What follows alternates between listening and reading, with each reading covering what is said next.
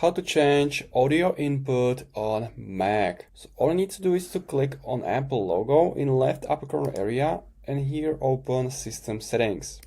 Now you want to go to Accessibility, simply scroll down and open Audio.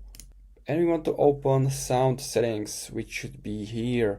Here you can find Output and Input area. Simply click Input and there should be all your inputs available.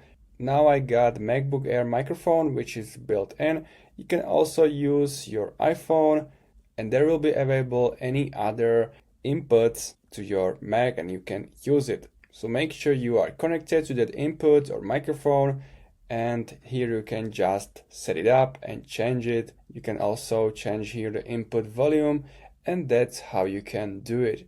If you have any questions, leave a comment and see you next time.